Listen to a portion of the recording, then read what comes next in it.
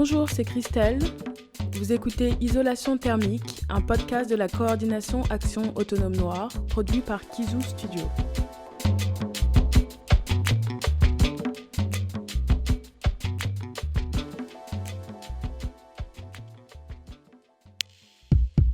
La culture, c'est quoi? La culture, si tu veux, comme nos ancêtres auraient pu l'avoir, mais sur le bitume, quoi. C'est-à-dire qu'on est dans le béton, autant faire avec, quoi. La culture, c'est ce au nom de quoi et ce par quoi une civilisation se choisit. Il n'y a pas que la jactance, il y a aussi la culture qui nous les brise. Hein. Oui. La culture, c'est ce qui répond à l'homme quand il se demande ce qu'il fait sur la terre. Aujourd'hui, nous nous penchons sur le terme culture. C'est un terme épineux, notoirement difficile à définir, tant il englobe plein de choses. Si on regarde du côté de l'étymologie, il y a des racines communes avec colonisation. Du latin colo, cultiver, habiter, qui donne le terme une colonie, mais aussi honorer un culte. C'est une métaphore agricole. On pense à cultiver les esprits comme on cultive la terre. Raymond Williams, théoricien marxiste de la culture, recense plus d'une centaine de définitions. C'est dire que cet épisode n'a pas vocation à être exhaustif. Je vais me pencher sur un usage bien particulier du terme qui personnellement me met sur les nerfs, la manière dont certaines populations sont pensées comme enfermées dans des schémas culturels. C'est le concept de culture comme concept anthropologique. En effet, le regain de popularité du terme dans la seconde moitié du XXe siècle est en grande partie lié à l'anthropologie comme discipline. Culture signifie pour les anthropologues un mode de vie propre à une communauté, une manière d'être caractérisée par des valeurs, croyances et coutumes spécifiques. Mon problème avec culture, c'est qu'il y a une géographie implicite du terme. Dans les usages courants qui en sont faits, cette définition tend plutôt à être utilisée en référence à des populations non blanches et des pays du Sud. Pourquoi pour certains, culture tend à signifier des formes d'expression artistique, tandis que pour d'autres, en particulier des populations non blanches, le terme renvoie plutôt à un ensemble rigide de règles que les individus subissent. C'est l'histoire d'un usage racialisé du terme que je veux faire. Le concept de culture a été popularisé comme réponse au déterminisme de deux idées ou concepts antérieurs, celui de nature d'une part et de race de l'autre. La culture, c'est ce qu'on acquiert par socialisation, par opposition à des conceptions de l'inné, ancrées dans l'idée de nature ou de race. On retrouve ici une séparation binaire du monde entre nature et culture qui est typique de la rationalité occidentale et dont le manque de pertinence, notamment en biologie par exemple, a été démonté depuis longtemps.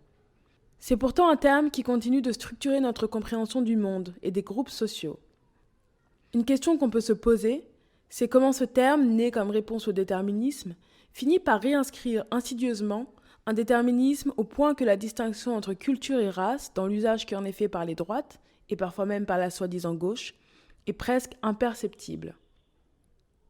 Pour comprendre cela, il faut en revenir à l'émergence des sciences sociales, sur fond de colonisation, et le partage historique qui s'opère entre d'un côté la sociologie, qui prend pour objet la société, et de l'autre l'ethnologie ou l'anthropologie, qui prend pour objet la culture, comme le dénoncent les chercheurs sud-africains Bernard Magubane et Archie Mafeje. Les sociologues se préoccupent en majorité de peuples pensés comme supérieurs, qui sont donc organisés en un complexe ensemble que l'on appelle société, régi par des lois. De l'autre côté, l'anthropologie se préoccupe de peuples pensés comme primitifs, qui n'ont pas une société mais une communauté, une ethnie, une tribu, c'est-à-dire un groupement beaucoup plus homogène, moins complexe et organisé non par des lois, mais par des codes culturels implicites. Bien sûr, on retrouve ici la hiérarchie occidentale entre l'écrit et l'oral. Le concept de culture est un outil colonial pour nier les lois d'autres sociétés. Des termes comme coutume, tradition, mythe, loin d'être anodins et interchangeables, sont une manière de s'approprier des pans entiers de territoire, en invalidant les relations à la terre qui ne rentraient pas dans le moule de la propriété privée et d'une conception occidentale du droit, de la loi, de la raison.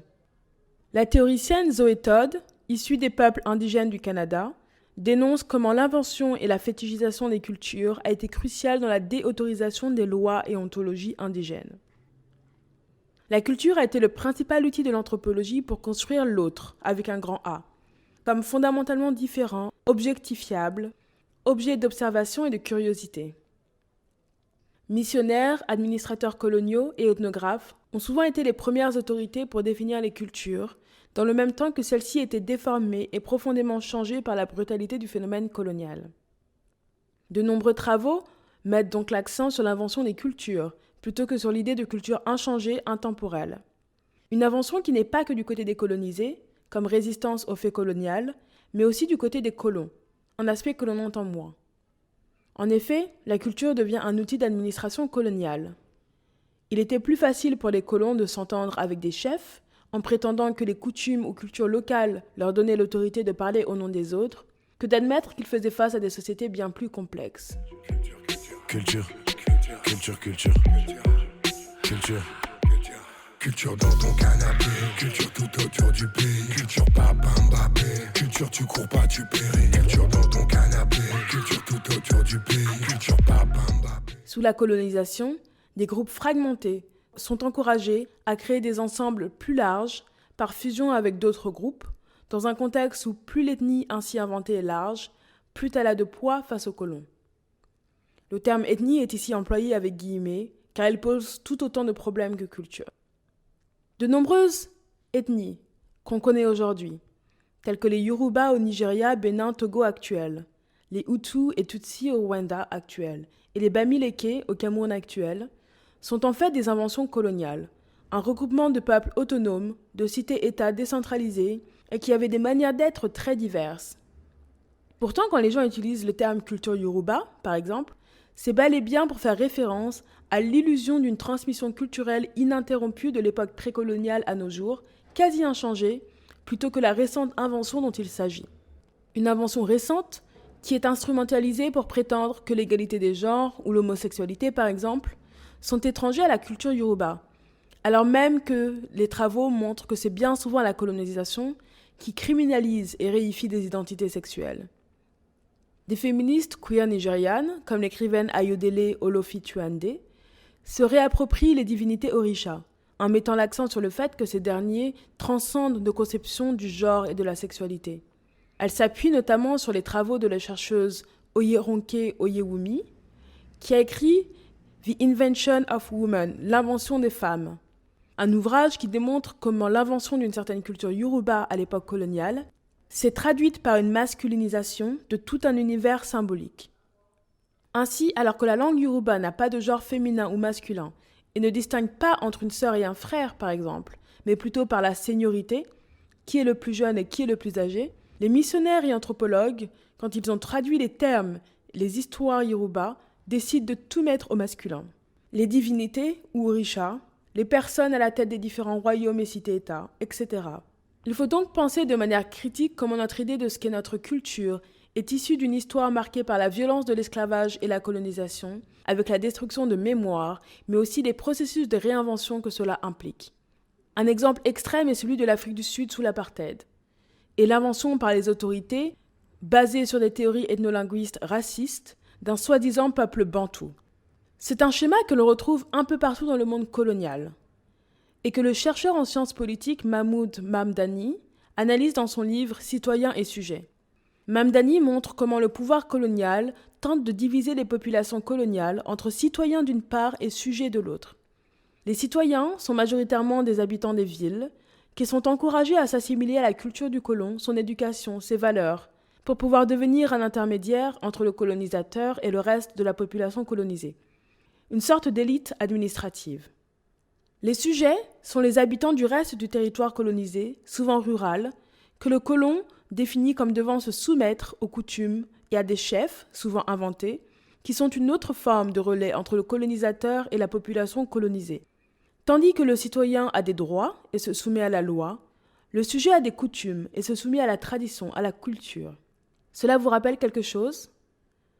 C'est à nouveau ce partage entre sociologie et anthropologie, entre tradition et modernité, entre Occident et reste du monde, ici reproduit à plus petite échelle. Ce qu'il faut retenir de l'ouvrage de Mamdani, c'est qu'enfermer les peuples dans une supposée culture intemporelle, ou leur dénier leur culture pour forcer à l'assimilation, sont deux technologies de domination complémentaires. On pense souvent à l'invisibilisation des cultures et le déracinement culturel comme une des formes extrêmes de la violence coloniale et aussi esclavagiste. Mais l'invention de cultures figées, intemporelles et masculinistes, en lieu et place des processus plus dynamiques et complexes qui avaient cours, est l'envers de la même médaille. C'est pour cela qu'il y a quelque chose de profondément ridicule dans les guerres diasporiques sur les réseaux sociaux, où des Noirs du continent s'attaquent à des Noirs de la diaspora, notamment afro-américains, pour dire qu'ils sont dénués de culture, tandis que ces derniers renvoient la balle en disant que les Noirs du continent ont des cultures primitives. De part et d'autre, c'est se renvoyer les arguments de la suprématie blanche à la face, tout en laissant cette suprématie blanche intacte. C'était Isolation thermique. Vous pouvez retrouver le podcast sur toutes vos plateformes, nous suivre sur Instagram à Isolation thermique. Pour soutenir Kizu Studio, rendez-vous sur kizustudio.org, sur Facebook, Twitter et Instagram. On vous donne rendez-vous dans 2 semaines.